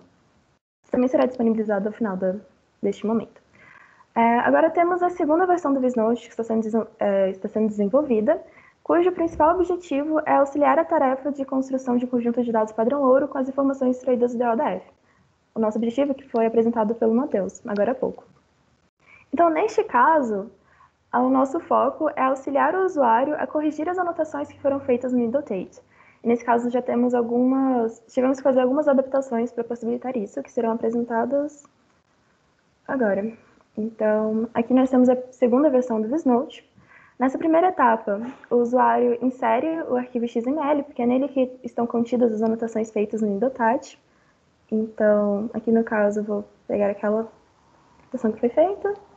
E o VisNote ele vai fazer essa tarefa de extrair as anotações e organizá-las em um arquivo CSV. Geralmente é um pouquinho mais rápido, não demora tanto. Mas podemos ver que foi. Aqui, e organiza nesse arquivo CSV, o qual pode ser visto aqui embaixo, o número de atos que foram anotados nesse arquivo também, e o usuário pode salvar esse arquivo CSV, mas, no entanto, ainda não tem nenhuma correção. Para corrigir as classes, outra parte que seria importante falar é que o VisNote tem duas partes principais. Primeiro, nós corrigimos as classes as classes dos atos e dos documentos, depois nós corrigiríamos as entidades. Então, aqui foi gerado essas visualizações a partir daquelas técnicas de projeção multidimensional. O usuário pode optar entre a UMAP ou a TESNI. No futuro, pretendemos testar outras técnicas também. E para fazer a correção, basta clicar no ponto. Aqui do lado aparecerá mais informações sobre ele, então a classe atual, qual é o ato, e o usuário confere se de fato está certo. Então aqui temos um ato tornado sem efeito, desoneração ou nomeação. Ele de fato é um ato tornado sem efeito de nomeação. Então ele está correto, clicamos em confirmar, e pronto, o estado desse documento está como confirmado. Mas a classe dele permanece como sendo de um ato tornado sem efeito de exoneração. Agora, caso estivesse errado, bastaria clicar em corrigir. E aqui teremos a opção de escolher uma nova classe. E aqui temos todos os tipos dos atos e essas outras duas opções. Então, caso o conteúdo daquele ato não seja necessariamente um ato, vai que é uma palavra solta, um ponto, ou às vezes está vazio, temos a opção de selecionar apagar e posteriormente colocado numa lixeira temporária, ou então avaliar depois, caso o usuário esteja em dúvida qual seria o tipo de ato daquele ato. Além disso, para não ter que ficar toda hora corrigindo o ato em específico, nós podemos, depois eu corrijo isso aqui, mas pode ser anotado vários atos de uma vez só. Então, nesse caso, o usuário pode dar zoom. Então, vamos conferir esse conjunto aqui de atos. Pode verificar um a um se realmente aquela informação está correta. E depois de passar por todos os atos, ele seleciona através da caixa ou então do laço. Ele seleciona quais são os atos que ele deseja confirmar a informação e clica em confirmar vários. Com isso, todos aqueles atos estão como confirmados. Após fazer essa confirmação, analisar todos os atos e realmente conferir... também tem a questão de, eu estou interessado apenas em corrigir os atos de exoneração comissionado. Então, eu seleciono aqui atos de exoneração e vai aparecer aqui apenas os atos de exoneração comissionado. Ou então, deseleciono e aparece tudo de novo. O usuário pode salvar as anotações para não ter que começar do zero toda vez que ele sair da ferramenta. E depois disso, iríamos para a parte de extrair entidades, a qual ainda está em desenvolvimento. Então, voltando para a apresentação, quais seriam os próximos passos do VisNode? Primeiro, no momento, estamos focando em dar continuidade à pesquisa e ao desenvolvimento dessa segunda versão do VisNode, focando na extração a nível de entidades e a adição de novas técnicas de interação visual para corrigi-las. Além disso, as técnicas de visualização também podem auxiliar tarefas de classificação de textos, reconhecimento de entidade nomeada, agrupamento, entre outras. E também vale ressaltar que o objetivo principal do VisNode é auxiliar no processo de extração de informações do DODF por meio de visualizações interativas. Então, às vezes, analisando as atividades do projeto NIDA, os nossos objetivos, talvez tenha alguma tarefa que possa ser facilitada pelo uso de visualizações, o VisNode pode ganhar novas versões também, que ajudem o projeto como um todo. Com isso, chegamos ao final da apresentação. Muito obrigada pela atenção. Me disponibilizo agora para tirar qualquer dúvidas. Aqui também tem os links do VisNode, do YouTube, mas que eu vou disponibilizar pelo chat. Muito obrigada. Tá bom, obrigado, Tatiana. Tatiana mostrou a ferramenta de visualização. E quem tiver dúvidas, por favor. Opa, eu tenho uma dúvida, Tatiana, por favor. Aquele conjunto de dados que você mostrou seria referente a um diário oficial? Eu não entendi muito bem aquela posição XY sobre o que ela se trataria, se aqueles elementos estariam mais próximos no diário, a proximidade, o critério da proximidade, que eles se orientam, como que funciona? Assim, o que foi inserido na ferramenta do VisNode, agora no final, para demonstrar? Essa demonstração que você fez, que tinha os vários pontinhos, né? Eu primeiro fiquei em dúvida se era um diário oficial só, ou podia envolver mais de um diário oficial, e sendo um ou vários, essa posição XY, como é que a gente interpreta ela, assim, ali os pontinhos que estão mais próximos querem dizer o quê, assim, em relação ao diário, para entender o que comentar. Claro, naquele caso eu utilizei apenas um ato, era referente a apenas um DODF, no caso, um DODF que já foi anotado previamente utilizando a ferramenta Nidotat, mas também temos a opção de selecionar vários XMLs ao mesmo tempo e anotá-los ao mesmo tempo também. Nesse caso, tem como diferenciar de onde surgiu aquele ato, tem a informação aparecendo ali ao lado naquela tabela. Agora, sobre o posicionamento X e Y, os pontos próximos são os textos, o conteúdo deles é mais similar.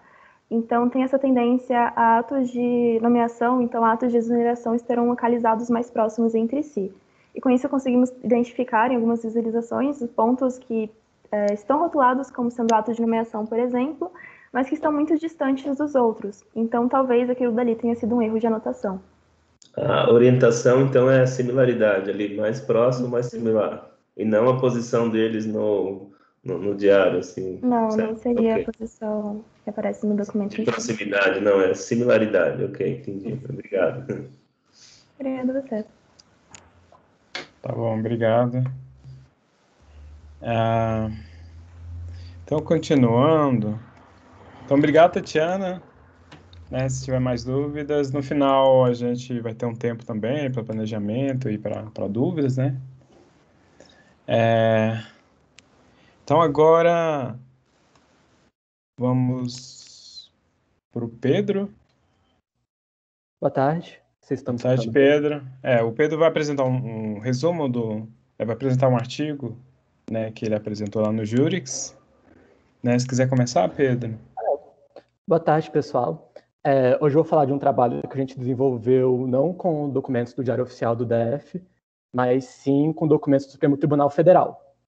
O trabalho guarda pertinência porque as técnicas que eu vou apresentar hoje poderiam muito bem ser aplicadas com qualquer tipo de dados, inclusive os dados do DODF.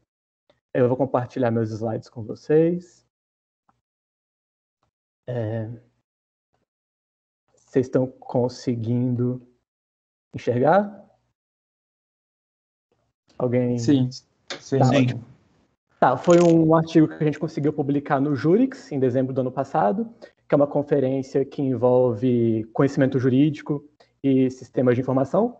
E o nome do trabalho é Topic Modeling Brazilian Supreme Court Lawsuits, ou fazendo modelagem de tópico de processos do Supremo Tribunal Federal. Deixa eu colocar em modo de presentation. Certo. Aqui estão os pontos principais. Primeiro eu vou introduzir o trabalho, falar um pouco dos dados que foram utilizados, brevemente falar sobre o modelo, sobre o algoritmo utilizado para poder treinar o modelo, os experimentos, apresentar os resultados e, por fim, vou concluir. Certo. Para motivar o trabalho, a gente sabe que o judiciário brasileiro está onerado com quantidades massivas de processos. Por exemplo, segundo dados do CNJ, da Justiça em Números, em dezembro de 2019, mais de 77 milhões de processos tramitavam. E nesse mesmo ano foram gastos para manter o ordenamento jurídico mais de 100 bilhões de reais. E diante desse cenário, a gente sabe que aprendizado de máquina e técnicas de processamento de linguagem natural podem ajudar, por meio de uma análise documental mais rápida, barata e automatizada. Mas o que são modelos de tópicos? Modelos de tópicos são uma família de algoritmos de aprendizado não supervisionado, o que significa que você não precisa de dados rotulados, você precisa só dos dados. O objetivo é descobrir tópicos que ocorrem em grandes coleções de documentos. Esses tópicos são um grupo de palavras que são mais prováveis de acontecer nesse tópico. Por exemplo, digamos que o algoritmo encontra como palavras prováveis para dado tópico escola, educação, ensino médio, livro-texto. Você pode inferir que esse tópico trata de educação. E como que ele faz isso? Ele faz isso a partir da análise estatística das palavras que acompanham os documentos. E você pode usar os resultados do modelo para organizar, explorar e indexar quantidades massivas de texto, com a vantagem do custo, já que não tem necessidade de anotação de dados, é uma técnica mais barata, já que a anotação é uma coisa cara, que custa tempo, de humanos. Os objetivos do trabalho são os seguintes. Usar a alocação latente de Dirichlet para modelar recursos extraordinários recebidos pelo STF, e a gente faz uma avaliação qualitativa e uma avaliação quantitativa. A avaliação qualitativa dos tópicos é a partir da análise semântica deles e rotulação, e a avaliação quantitativa é usar os vetores de distribuição de tópico como entrada para um modelo de classificação.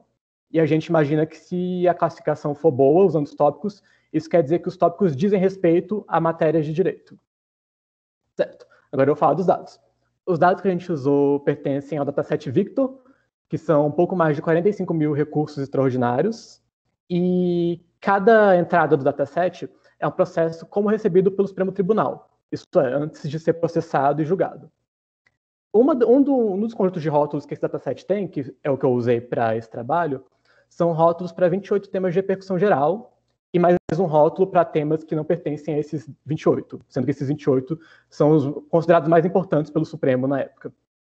E é uma tarefa de classificação multirótulo, o que significa que um processo pode ter mais de um tema de repercussão geral. Tá, e o que são temas de repercussão geral? Para o STF julgar um recurso extraordinário, ele precisa ter um tema de repercussão geral, que significa que ele tem que guardar pertinência a alguma questão econômica, política, social ou jurídica que exceda os interesses das partes. Voltando para os dados, eles já foram pré-processados com remoção de stop words, que quer dizer que foram filtradas palavras muito frequentes e que não acrescentam muita carga semântica, tipo preposições, artigos, pronomes, e assim vai. Além disso, foi feito lowercasing, que é transformar todas as letras para letras minúsculas, tokenização de e-mails e URLs, para poder ficar mais fácil a identificação de e-mails e links para sites, e também a identificação de referência simples a leis. Por exemplo, se tiver uma passagem falando da lei 8.512, ele vai pegar e vai colocar um underline entre lei e 8.512 para saber, para poder essa lei ser um token específico. Aqui tem um gráfico mostrando a distribuição dos temas no conjunto de treino, validação e teste. Nos 3 splits, em treino, validação e teste, elas têm a mesma distribuição, e dá para ver que tem muito mais tema 0 do que os outros, o que faz sentido, porque tema 0 é a classe que guarda os temas que não pertencem aos outros 28. Agora, rapidamente, falar sobre a alocação latente de Dirichlet. É um modelo generativo, e ele encara cada documento como uma mistura de tópicos latentes, e cada tópico como uma distribuição de palavras. O que significa isso? Ele imagina que cada documento foi resultado do seguinte processo. Você tem um saquinho para cada documento, e esse saquinho tem diferentes quantidades de tópicos. Quando você vai formar o documento, você pega o saquinho do documento, sorteia um tópico. A partir do momento que você sorteia o tópico, você pega o saquinho do tópico e sorteia uma palavra. E assim você consegue montar o texto. E a partir desse jeito de encarar as coisas, ele consegue nos fornecer 2 recursos. Primeiro, uma distribuição de tópicos para cada documento, e segundo, uma distribuição de palavras para cada tópico. E por que isso é útil? Porque a partir da distribuição de tópicos de cada documento, você consegue ver do que o documento se trata. Então, voltando, por exemplo, de um tópico de educação, se você vê que o documento tem 90% de chance de tópico educação, você sabe que aquele documento trata de educação. E por que o segundo recurso é importante? Porque é a partir da distribuição de palavras de cada tópico que você consegue inferir sobre o que o tópico se trata. Porque, por exemplo, voltando para o caso do documento sobre educação, o algoritmo não fala assim, esse documento aqui tem 90% de probabilidade de tópico educação. Ele simplesmente fala, esse documento aqui tem 90% de probabilidade do tópico 1. Só que você não sabe o que o tópico 1 é. Então você tem que pegar a distribuição do tópico 1 e a partir das palavras mais relevantes, as palavras mais prováveis que aparecem lá, você consegue inferir do que aquele tópico se trata. Agora, falando sobre os experimentos. Primeira questão do treinamento. A gente inicialmente treina um modelo com 10 tópicos e um modelo com 30 tópicos, porque você tem que falar quantos tópicos você quer. E a gente usa a biblioteca Gensim, que é uma biblioteca para treinamento de word embedding, para modelagem de tópicos, entre outras coisas, usando o algoritmo online LDA, que permite o treinamento em mini batch do algoritmo. O que era essencial porque, no caso da máquina que eu estava usando, não cabia todos os processos em memória RAM. Para selecionar o vocabulário usado, a gente pega todas as palavras que aparecem em mais de 50 processos, mas não pegam as palavras que aparecem mais do que em metade dos processos. Por quê? Porque palavras que aparecem muito pouco dificilmente vão ser informativas. E palavras que aparecem demais, igualmente. Então, resulta num vocabulário de um pouco mais de 80 mil palavras. Aqui tem os hiperparâmetros que eu usei para treinar. Foram mini-batches de 4.096 processos. Cada mini-batch iterou no algoritmo de treinamento do LDA 400 vezes. E a gente passa no conjunto de treino 4 vezes, que é o que significa 4 epochs. Tá, agora isso foi o treinamento para fins da avaliação qualitativa dos tópicos. Para fins da avaliação quantitativa dos tópicos, a gente quer usar as distribuições obtidas como entrada para o modelo de classificação de temas de repercussão geral. Então, além daqueles modelos de 10 e 30 tópicos, eu também treinei modelos com 100, 300 e 1.000 tópicos, para poder ver como a quantidade de dimensão dos vetores afetava a classificação. A gente usa um classificador baseado em boosting de florestas aleatórias, que é o XGBoost. Como é uma tarefa multirótulo, que significa que cada processo pode ter mais de um tema, a gente usa um classificador por tema. E aí, se o output do classificador, a saída do classificador for maior do que algum valor, a gente considera que o processo tem esse tema. Nós comparamos essa representação usando tópicos com representações tradicionais que usam contagem de palavras e valores TF-DF, ou seja, em vez de você usar os tópicos, você pega todas as palavras que aparecem no documento e conta elas, no caso de contagem de palavras, e você pesa a frequência delas no documento com a frequência delas no corpus como um todo, no caso dos valores TF-DF. E a gente escolheu os hiperparâmetros do classificador usando o conjunto de validação. Agora, apresentando os resultados qualitativos. Dado os modelos de 10 e 30 tópicos, a gente olhou as palavras mais relevantes de cada tópico para poder rotular o que a gente acha que aquele tópico codifica. A medida de relevância dada por essa equação, ela pondera a probabilidade da palavra dado tópico com a probabilidade da palavra dado tópico, considerando a probabilidade da palavra no corpus inteiro. E aqui temos uma tabela que apresenta a rotulagem do modelo de 10 tópicos. E aí a gente vê as palavras mais relevantes encontradas. E a gente vê que, de fato, tem tópicos que têm a ver com matérias de direito tratadas pela Corte, como, por exemplo, o tópico 1, que trata de remuneração de servidor público, com as palavras servidores, prescrição, remuneração. Ou então, o tópico 2, com direito penal, com palavras como entorpecente, clandestino, hidrômetro, interrogatório. E assim vai. Mas, claro que nem todos os tópicos são bons. Como, por exemplo, a gente tem um tópico 6, que simplesmente colecionou erros de OCR. Vou mostrar depois como que a gente identificou isso. E aqui está o resultado do modelo de 30 tópicos. E a gente vê que também tem matérias de direito, só que de uma maneira mais fina, mais específica. Eu vou falar disso depois também. Aqui é a segunda metade da tabela, com 30 tópicos. Certo. Como que a gente rotulou tópicos? Vendo palavras mais relevantes. Só que nos casos mais complicados, a gente também analisou os documentos mais representativos. Ou seja, os documentos com maior probabilidade para o tópico. Por exemplo, o tópico 6, que era o de erro de OCR. Quando a gente vai analisar o documento com maior conteúdo de tópico 6, a gente encontra um documento que é praticamente todo como esse trecho que eu apresentei aí, que claramente é um artefato de OCR. Ou, por exemplo, quando a gente analisa o documento com maior conteúdo de tópico 8, que é um tópico que a gente considerou que coleciona entidades, ou seja, nomes de organizações ou de pessoas, a gente vê que as palavras mais frequentes do documento são referências a entidades, como MPF, ou pessoas como Andrade Júnior. E comparando o modelo de 10 tópicos com o modelo de 30 tópicos, a gente vê que o de 30 tópicos, assim, não surpreende, ele vem com tópicos mais específicos. Por exemplo, no modelo de 10 tópicos, a gente tem um tópico para direito tributário, enquanto no modelo de 30 tópicos, a gente tem vários, com diferentes facetas do direito tributário. Mas, por outro lado, o modelo de 30 tópicos vem com tópicos com menor qualidade, com uma qualidade meio questionável, como, por exemplo, um tópico que coleciona processos referentes ao Estado da Bahia e direito do consumidor. E qual a dificuldade que a gente vê para a modelagem de tópicos nesse conjunto de dados? A diversidade de documentos. Cada processo tem como documentos petições, sentenças, despachos, certificados, procurações, documentação comprobatória e assim vai. Então, dependendo do seu objetivo, faria mais sentido você fazer uma etapa anterior de filtragem para a documentação mais relevante, como, por exemplo, a petição inicial do RE. Aqui está o resultado da comparação da dimensionalidade da representação por tópicos com a performance na classificação de temas.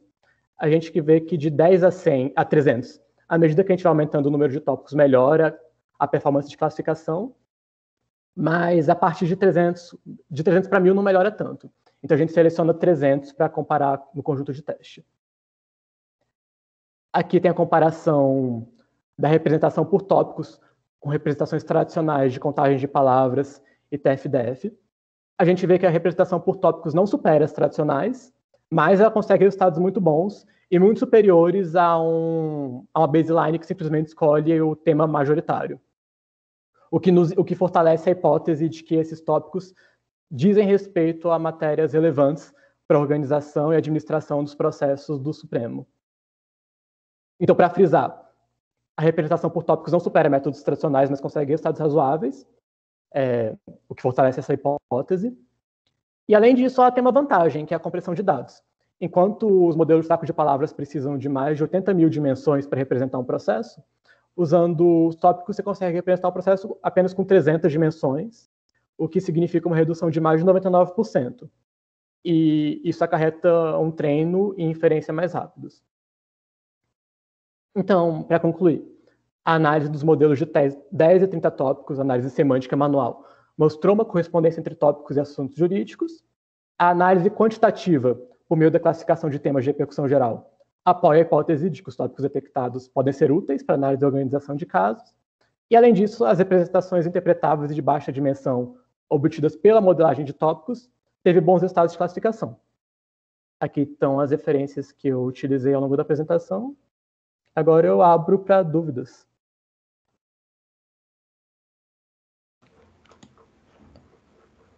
Tá bom, obrigado, Pedro.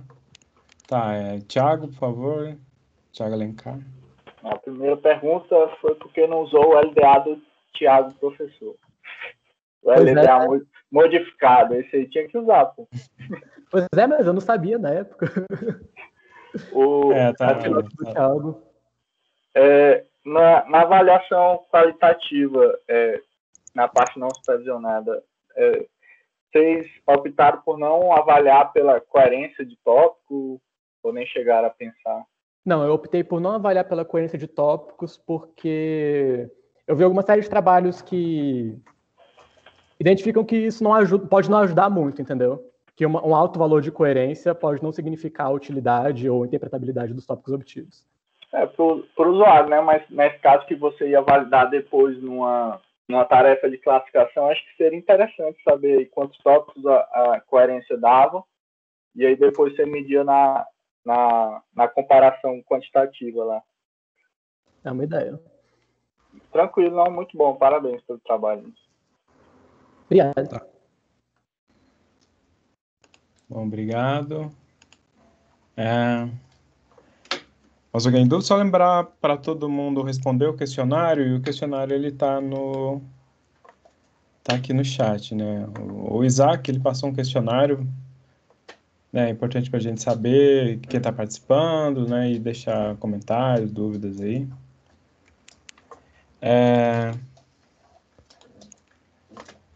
Tá, então, sem dúvidas aqui, no trabalho do Pedro, né? Qualquer dúvida pode comunicar, mandar mensagem. Vamos para o planejamento das próximas etapas, que já, né, caminhando para o encerramento, mas é importante a gente planejar essas próximas etapas para auxiliar o projeto. E uma da sugestão é a gente fazer sessões individuais, né, com cada usuário, principalmente você, Marcelo, né, para poder auxiliar no como que pode utilizar essas ferramentas. Eu acredito que muita coisa já está madura para poder utilizar de certo modo, o que pode ser utilizado e como você pode ser aplicado lá. Então, Marcelo, pensando em planejamento, você acredita que é possível já utilizar o DLDF Miner de algum modo? E como que a gente pode planejar isso, né, algumas utilidades que podem ser úteis para vocês?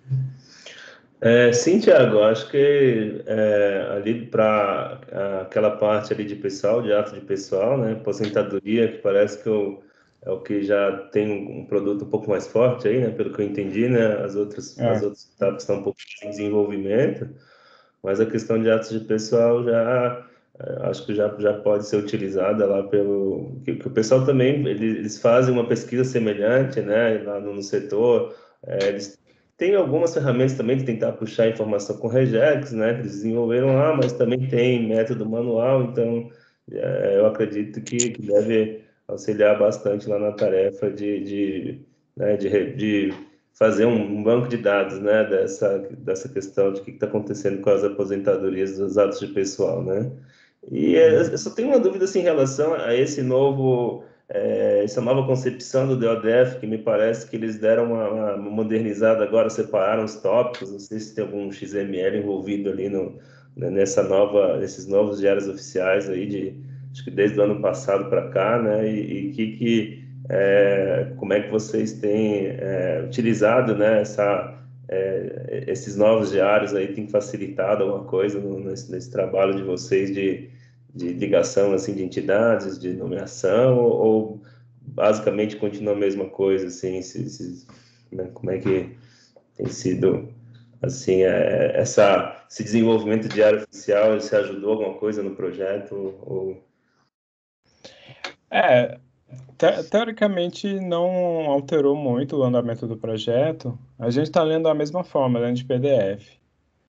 Eles fizeram a separação, mas a gente não construiu nada para ler direto lá da página onde eles estão disponibilizando. Porque já está tudo montado, a parte de ler os PDF, separar os PDF, né? A gente mesmo já faz a nossa separação. Então, em termos prático, acredito que não trouxe tanto benefício. Certo, ok. Só para compreender aí como que ficou isso em relação ao projeto. Então, assim, você viu que teve muita apresentação sobre anotação, visualização, que esse foi o grande esforço dessa Release 2 para poder criar modelo, né? O grande esforço na criação de modelo, de aprendizagem de máquina, é ter dados rotulados. E tem que ter muito dado rotulado para a máquina conseguir extrair o padrão. O que é feito com regex, a máquina consegue fazer, ela consegue criar essas expressões, né? Ela consegue extrair o padrão. Só que para extrair o padrão é preciso dados rotulados. Então, esse que eu falo que é o custo da aplicação da inteligência artificial, ter dados rotulados. Então, É assim, um baita custo, né? Porque a gente vê esforço, é um esforço assim, bem considerável, né? Para rotular isso tudo. E o pessoal estava até falando ali de quão cansativo né? E quantos mais ou menos, assim, rotularam quantos dados aí, por exemplo, para ter uma ideia aí do número de coisas que vocês rotularam até agora, assim? Alguém tem, o pessoal que trabalha diretamente na a gente tem 100 DODFs para fazer a anotação e no momento a gente dividiu esses 100 documentos em 3 batches e um batch foi anotado, mas a parte de anotação, o grosso da anotação, de anotar as entidades, os atos, isso já foi feito, está acontecendo mais o processo de revisão, ainda vai acontecer mais um batch extra para fazer a validação e aí extrair aquelas medidas de concordância para ver a qualidade do gold standard do DODF, né, do batch 1. Aí os batch 2 e 3 vão ser anotados e revisados por voluntários de fora do projeto. Ok. Mas seguindo os mesmos padrões, né?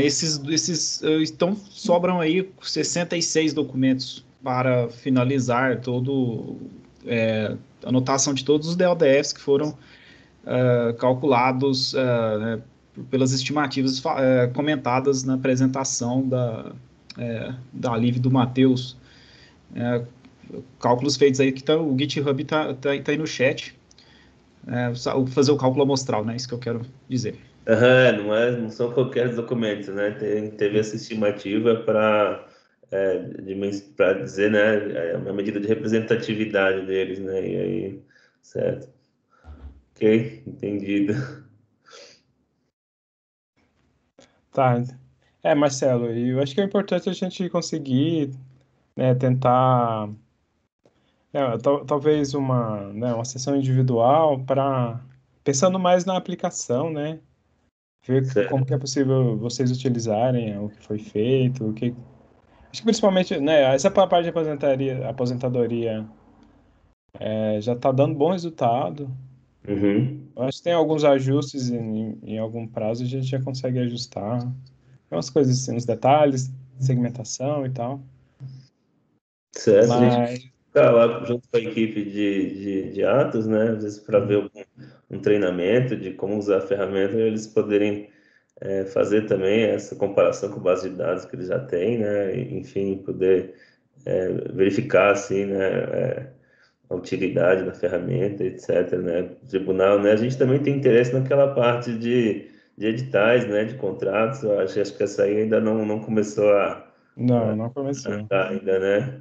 Certo. E qualquer coisa, conversa com a gente que a gente pode conseguir mais dados aí, dados mais atualizados, né, em relação a essas etapas, nós estamos aí à disposição. Aí, eu tenho muita esperança que a parte de ata, licitação, possa utilizar os dados que você forneceu e que baixe bastante esse custo de anotação. Eu acredito que aqueles dados dê para utilizar, para treinar os modelos. E outra coisa também, Marcelo, você tinha me falado sobre treinamento, transferência de conhecimento. Tem muitas coisas foram apresentadas aqui, né? Talvez a gente pode organizar para... Eu falo coisa básica mesmo, de aprendizagem de máquina, como fazer NER, né? Como fazer classificação de texto. Talvez vocês tenham interesse em descobrir isso, conhecer isso. A gente pode também organizar, né, pequenas aulas, assim, para mostrar como que é feita essas tarefas, né? Eu acho que sim, né? Temos interesse, sim, né? De entender um pouco mais também da tecnologia, né? E assim, se precisar fazer pequenos ajustes, né? A gente poder entender um pouquinho do que está acontecendo ali, para a gente poder fazer pequenas adaptações, né? Para tornar, às vezes, utilizar o produto em alguma outra área que a gente não previu ainda, né? Para alguma outra circunstância que envolva trabalho, enfim. E em relação a também o ofício lá da FAP, né, esse passou pelo tribunal, aí foi indicado meu nome, juntamente com outro colega, o Ligu, como interlocutor, né, em relação aos testes do programa, né. Eu entendo que os testes, né, pelo que a gente conversou, né, seria alguma coisa mais associada à utilidade, né, do projeto de pesquisa, né, e também dos produtos, assim, da usabilidade dos produtos que estão desenvolvendo, né. Então a gente já estou indicado aí também para acompanhar esses produtos, esses testes, e a transferência tecnológica também nos interessa, enfim, aí a gente vai conversando, então, parabéns aí pelo trabalho desenvolvido, e mais uma parte a gente já percebe uma evolução aí da ferramenta, né, e a gente continua acompanhando atentamente aí o progresso do projeto, e estamos aí para contribuir no que for possível. Tá bom. Obrigado, Marcelo. A Carol, por favor, Carol. Eu queria sugerir para o Marcelo, para ele já ver com o pessoal lá do Alcure, né, do Ligu, para pensar numa data, para a gente já começar a fazer um planejamento desses encontros, Marcelo. Tá bom, tá certo, Carol. Vou verificar isso com o pessoal. Tá anotado aqui a sugestão. Obrigado, Marcelo. Será que o Theo estava organizando, ele teve, né, um problema com o filho dele? Eu acredito que o Theo ainda está ausente, né? Tá, ele ainda está ausente. Está ausente. Então, Opa, nessa última apareceu, parte... tá no carro, tá dirigindo não, né, Teófilo? Não estou dirigindo. Tem motorista aqui, motorista Fabiano, mas aqui acabamos de voltar da clínica, sair do pediatra, né? Estamos indo para casa. Mas é isso aí, eu acompanhei a maior parte só pelo áudio, né? Legal, valeu. Eu queria agradecer. Estou no carro só com a família, não preciso ficar com essa máscara, né? Mas queria agradecer aí ao pessoal todo aí pelas apresentações, pelo empenho todo, né? E as interações aí que aconteceram aí meio sem planejamento, assim, né? A participação aí do Newton e do Fabrício, né, com contribuições aí, com questões aí, foram bem interessantes, né, que instigaram a gente, né, o pessoal a demonstrar, né, algumas coisas, foi bem bacana. Queria agradecer aí todo mundo, né, eu consegui voltar, o Marcelo estava falando, foi muito bacana ter esse contato contigo.